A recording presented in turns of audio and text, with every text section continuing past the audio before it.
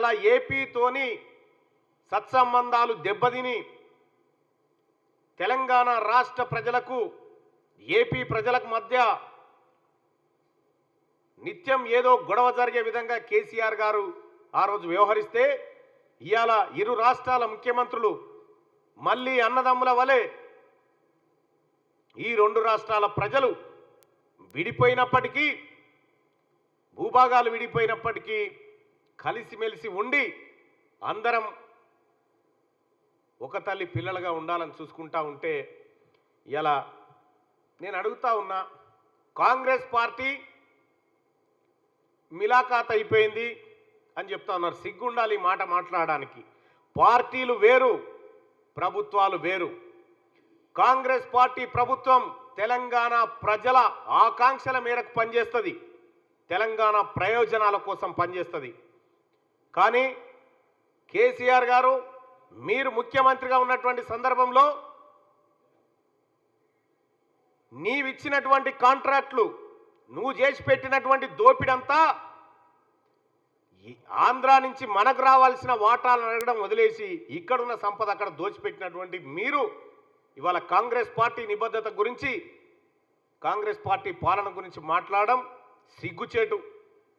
తెలంగాణ రాష్ట్రం ఏర్పడ్డటువంటి నీళ్లు, నిధులు, నియామకాల కోసం ఇవి నెరవేరాలనేటువంటి ఆకాంక్షతోని ఆ తల్లి సోనియా గాంధీ కాంగ్రెస్ పార్టీ అప్పుడు యూపీఏ గవర్నమెంట్ తెలంగాణ రాష్ట్రాన్ని ఇస్తే రాష్ట్రాన్ని కుక్కలు జింపిన ఇస్తరాకులాగా మార్చినటువంటి కల్వకుంట్ల చంద్రశేఖరరావు గారికి ఎలాంటి అర్హత లేదు ప్రస్తుత భేటీ గురించి మాట్లాడడానికి అని చెప్పి తెలియజేస్తా ఉన్నా. మీ పార్టీ ఆయుసే దినదిన గండం నూరేళ్ళ ఆయుసు. ఇవాళ తెలంగాణ ప్రజలు హర్షిస్తూ ఉన్నారు, ఇరు రాష్ట్రాల తెలుగు ప్రజలు గర్వపడతా ఉన్నారు. ఇరు రాష్ట్రాల ముఖ్యమంత్రులు అన్నదమ్ముల వలె కూర్చొని సమస్యలు పరిష్కరించుకోవడానికి ముందుకొచ్చినటువంటి సందర్భంలో ప్రజలంతా సంతోషపడతా ఉన్నారు. కాబట్టి మేము ఒక విషయం చెప్పదలుచుకున్నాం కేసీఆర్ గారికి, ఆయన పరివారానికి అందరికీ. 10 ఏళ్ల పాటు గతంలో ఉన్న విభజన సమస్యలు అట్లుండగా 10 ఏళ్ల పాటు నువ్వు తయారు చేసిన పెట్ట మామూలుగా ఏం లేదు. 10 ఏళ్ల పాటు అనేకమైనటువంటి సమస్యలు సృష్టించడం.